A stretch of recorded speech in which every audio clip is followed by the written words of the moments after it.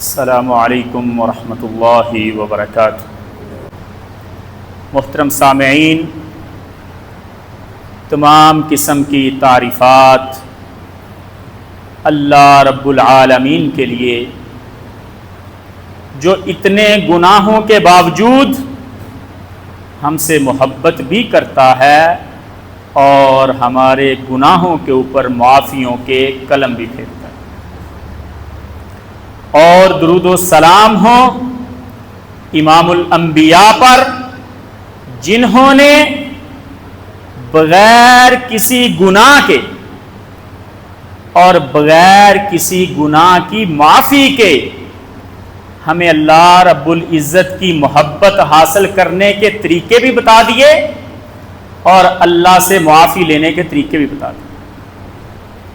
اور وہ نبی جن کو اللہ نے پہلے ہی کہہ دیا کہ اے نبی، آپ کے پہلے اور بعد والے سارے ہی معاف ہیں، ساری ساری رات تہجد پڑھتے اور پاؤں سوج جاتے۔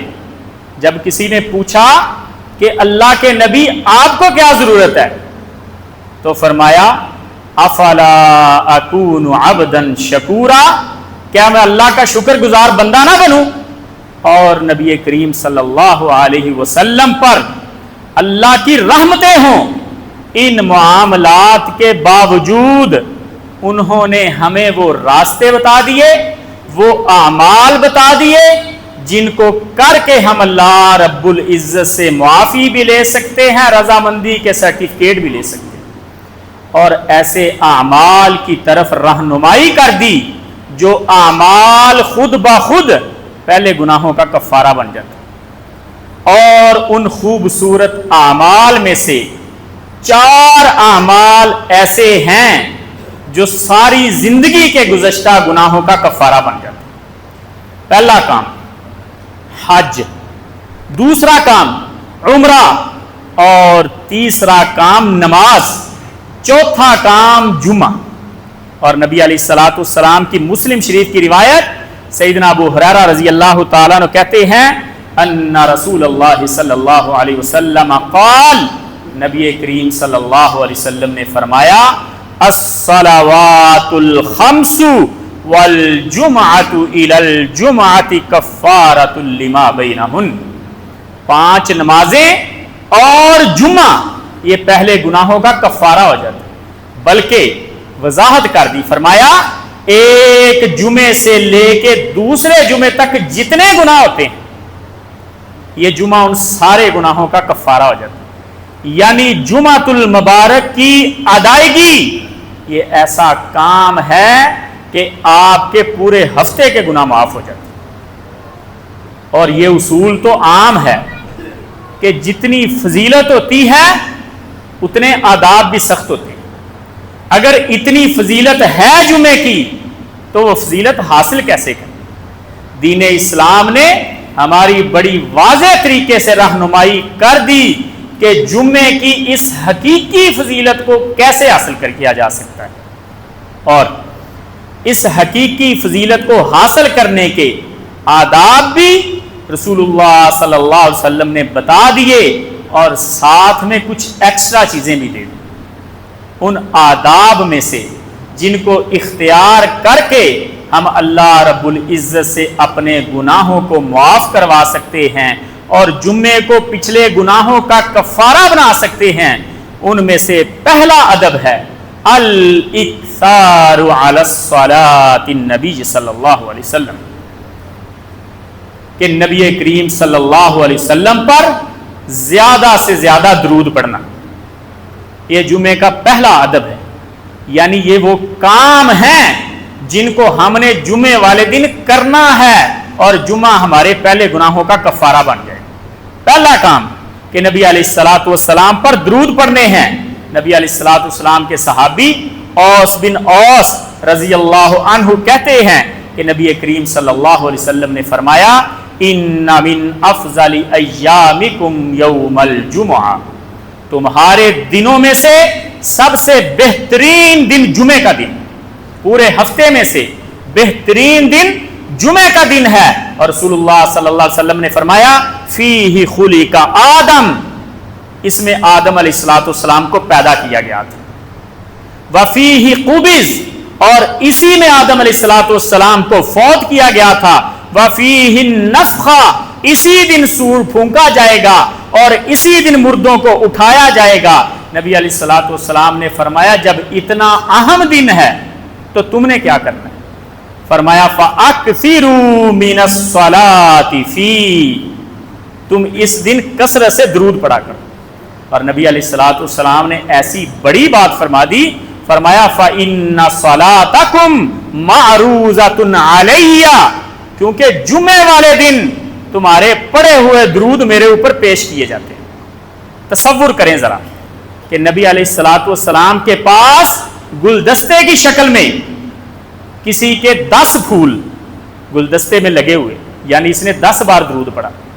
کسی کے 100 پھول کا گلدستہ اور کسی کا 1000 پھول کا گلدستہ وہ نبی علیہ السلام کی خدمت میں پیش کیا جائے اور بتایا جائے کہ آپ کے فلاں امتی نے، فلاں نامی شخص نے فلاں شہر سے آپ پر درود پڑھا، کیسا مقام ہوگا. نبی علیہ السلام نے فرمایا فَإِنَّ صَلَاتَكُمْ مَعْرُوضَةٌ عَلَيَّ، تمہارے پڑھے ہوئے درود میرے اوپر پیش کیے جاتے ہیں جمعے کے دن. اور فرمایا، صحابہ کہتے ہیں اللہ کے نبی یہ کیسے ممکن ہے؟ آپ تو فوت ہو جائیں گے، اللہ کے پاس چلے جائیں گے.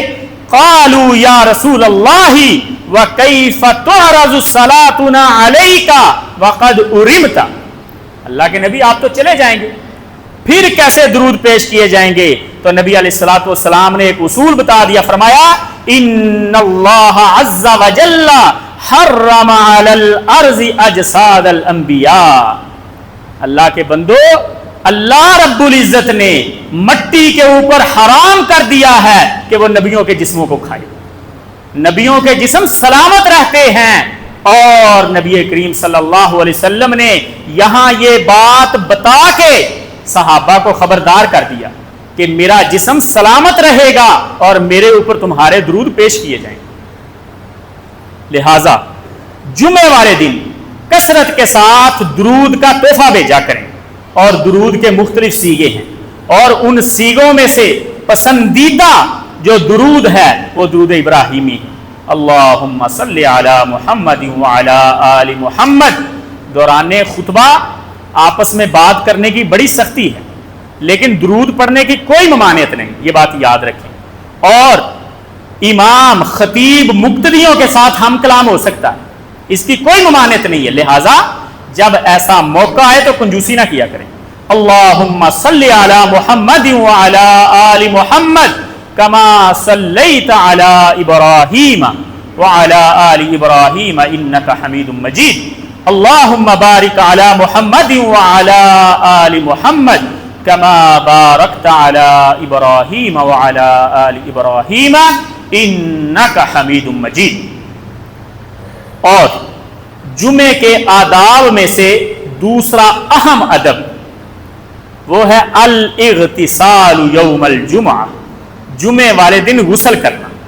اور نبی کریم صلی اللہ علیہ وسلم کی بخاری مسلم کی روایت، سیدنا ابو سعید خدری رضی اللہ تعالیٰ عنہ کہتے ہیں الغسل یوم الجمعۃ واجب علی کل محتلم، جمعے والے دن غسل کرنا یہ ہر بالغ شخص پر واجب ہے.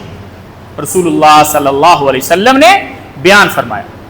علماء کے درمیان، فقہاء کے درمیان یہ مسئلہ محل اختلاف ہے کہ کیا یہاں واجب بمعنی فرض ہے یا واجب بمعنی مستحب ہے، اور اپنے اپنے دلائل ہیں. کم از کم استحباب کے بارے میں کسی کا اختلاف نہیں کہ جمعے والے دن غسل کرنا یہ مستحب ہے. اور وہ معروف واقعہ آپ کو یاد ہوگا کہ سیدنا عمر رضی اللہ تعالیٰ عنہ جمعے کا خطبہ دے رہے ہیں، اور حضرت عثمان رضی اللہ تعالیٰ عنہ آئے مسجد میں بیٹھ گئے. تو سیدنا عمر رضی اللہ تعالیٰ نے پوچھا کہ عثمان لیٹ کیوں آئے ہو؟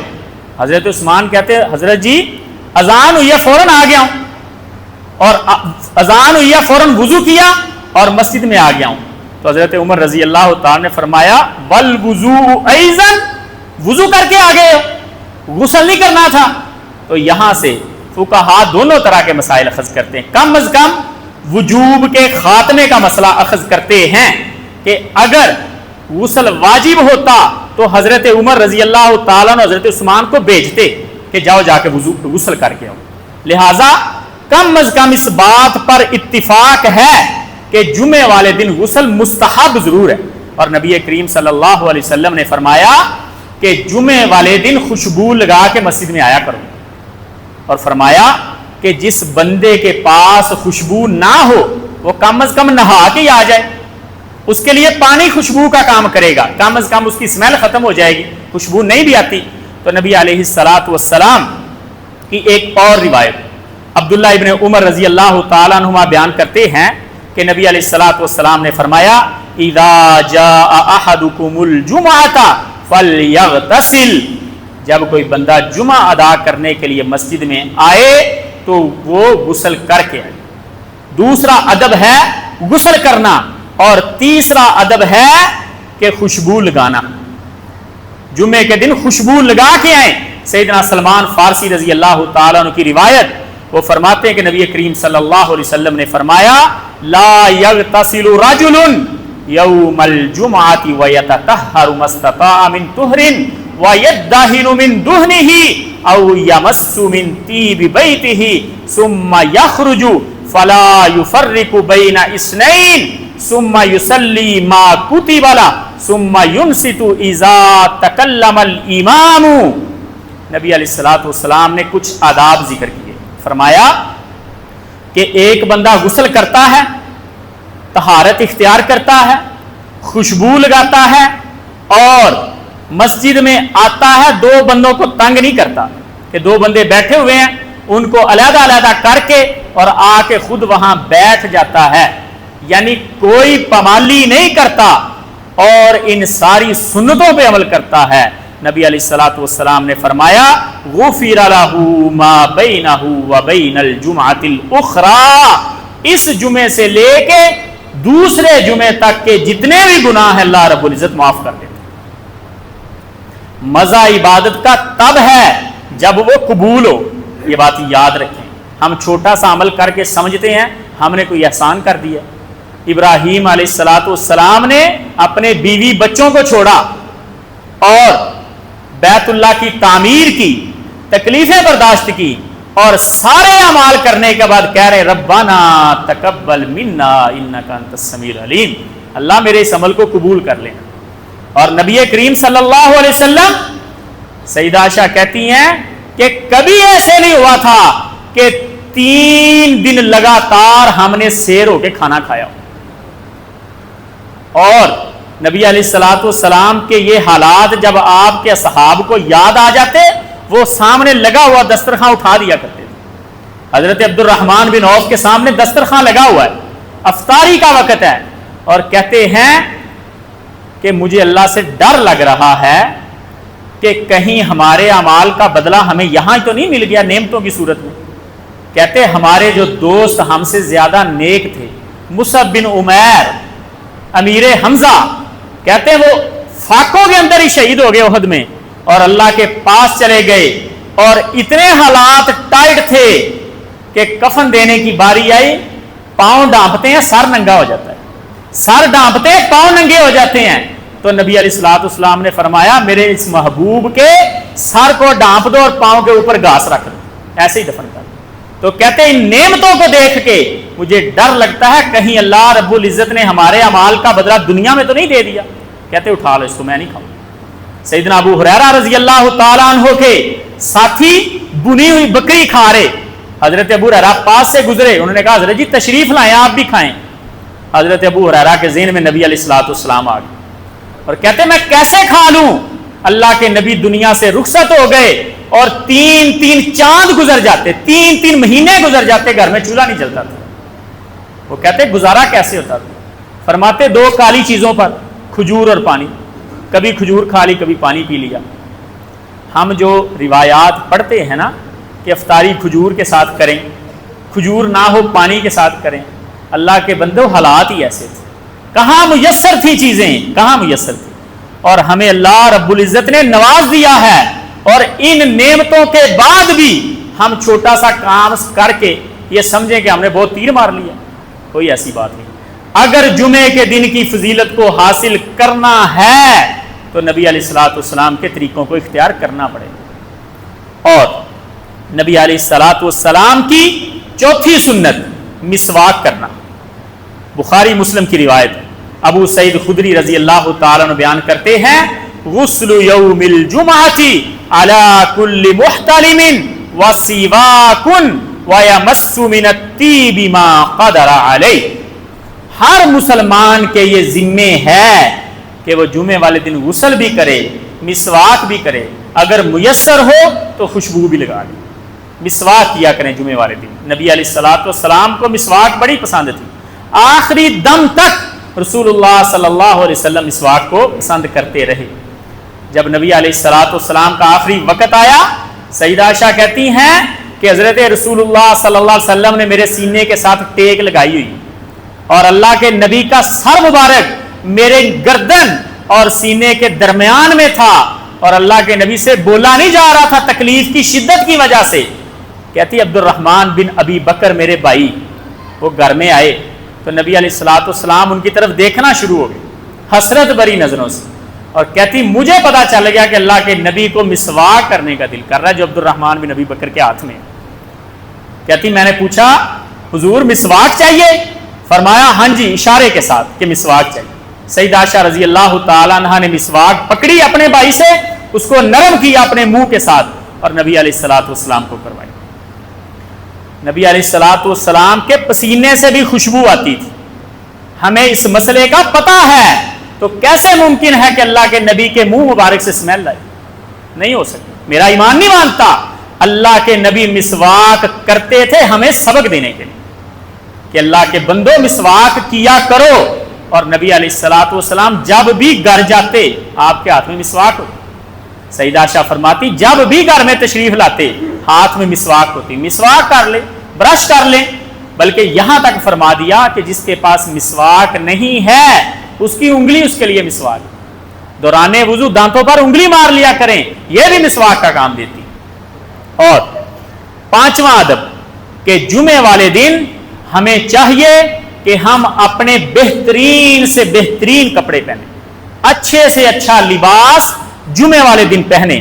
اور سیدنا ابو ہریرہ رضی اللہ تعالیٰ عنہ کی روایت، نبی علیہ الصلوۃ والسلام نے فرمایا من اغتسل یوم الجمعۃ واستاک ومس من الطیب ان کان عنده ولبس من احسن الثياب ثم خرج حتى یأتی المسجد، نبی علیہ الصلوۃ والسلام نے فرمایا جو بندہ ان آداب کا خیال رکھتا ہے، جمعے والے دن غسل کرتا ہے اور مسواک کرتا ہے اور لوگوں کو تنگ نہیں کرتا، اچھے کپڑے پہن کے آتا ہے، تو نبی علیہ الصلوۃ والسلام نے فرمایا یہ جمعہ اس کا قبول ہوتا ہے، اور پھر وہ جمعہ کفارہ بنتا ہے ایک جمعے سے لے کے دوسرے جمعوں تک کے گناہوں کا۔